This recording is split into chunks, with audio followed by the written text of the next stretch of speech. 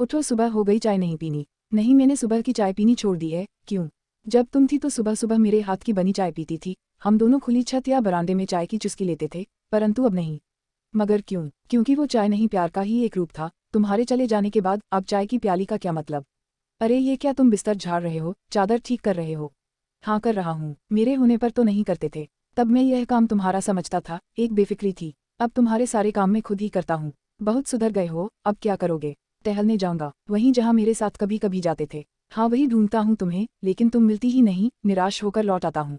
फिर क्या करते हो? थोड़ी देर बाद नहाने चला जाता हूँ। इतनी सुबह सुबह? पहले तो तुम 12 बजे के बाद नहाते थे, तुम्हारे साथ साथ मेरी भी तो देर से नहाने की आदत हो गई थी। हाँ मगर अब सुबह ही नहा लेता हूँ। क्यों? क्योंकि अब जिंदगी के मायने बदल गए हैं। नहाने के बाद क्या करते हो? पूजा करता हूँ भगवान जी, और तुम्हारे फोटो के सामने अगरबत्ती जलाता हूँ। मेरे फोटो के सामने? हाँ। किस लिए? भगवान से प्रार्थना करता हूँ कि वह तुम्हारी आत्मा को शांति प्रदान करे और हर जन्म में मुझे तुम ही पत्नी के रूप में मिलो। मेरा इतना ख्याल रखते हो, इतना प्यार करते हो मुझे। पहले भी रखता था, बस तुम समझती नहीं थी। मैं भी तो रखती थी, तुम ही कहाँ समझते थे। हाँ कह तो ठीक ही रही हो। अब क्या करोगे? अब योग प्राणायाम आदि करूँगा। मेरे सामने तो नहीं करते थे, तब मन शांत था, अब मन को शांत करना होता है। चाय भी नहीं पी, कुछ खाया भी नहीं है, नाश्ता नहीं करोगे? हाँ 10 बजे करूँगा। अरे नाश्ते में ये क्या खा रहे हो? जो बना है। अब फरमाइश नहीं करते? नहीं अब बहुत कम। हाँ जब कभी तुम्हारी बनाई डिश की याद आती है तो कभी कभी मांग लेता हूँ, अक्सर क्यों नहीं।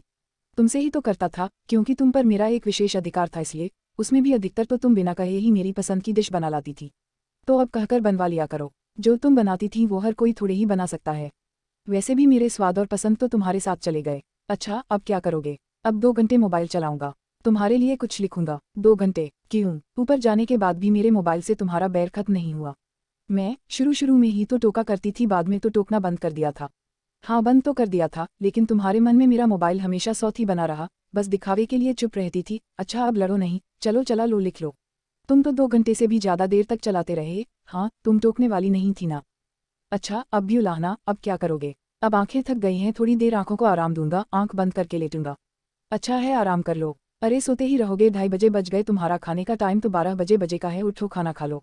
अच्छा क्या बना है? पता नहीं, देखता हूँ। यह सब्जी, यह तो तुम्हें बिल्कुल पसंद नहीं थी, लेकिन अब पसंद है। कैसे? क्योंकि जब तुम थी तो मुझे चैलेंज करती थी, ना कि मैं ही हूँ जो तुम्हारे सारे नखरे बर्दाश्त करती हूँ। मैं चली जाऊंगी तब पता चलेगा। अब तुम चली गई, अपने साथ साथ मेरे सारे नखरे और तुनक मिजाजी भी ले गई। अब तो मैं तुम्हारे सारे चैलेंज स्वीकार कर चुका हूँ। बहुत बदल गए हो। बदल नहीं गया हूँ, असल में जो मैं था वह तो तुम साथ ले गई। अब तो बस शरीर है, सांसें चल रही है, कब तक चलेंगी पता नहीं। अरे देखो, तुम्हारी कामवाली ने तुम्हारी पसंद का लाफिंग बुद्धा तोड़ दिया, टूट जाने दो। अरे तुम्हें गुस्सा नहीं आया? नहीं अब मुझे गुस्सा नहीं आता। क्यों? क्योंकि गुस्सा तो अपनों पर आता है, तुम तोड़ती तो जरूर आता, इस पर कैसा गुस्सा? काश तुम मेरे होते हुए भी ऐसे ही होते हैं। हाँ मैं भी यही सोचता हूँ कि मैं तुम्हारे होते हुए ऐसा क्यों नहीं था। क्यों? हमने जिंदगी के कितने ही अमूल्य पल नोकझोंक अपने ही गो में गंवा दिए।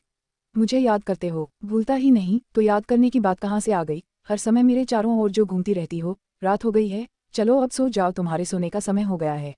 अच्छा ठीक है। अरे सोते सोते उठकर कहाँ जा रहे हो? टीवी बंद कर दूं? अब तुम तो हो नहीं जो मेरे सोने के बाद बंद कर दोगी।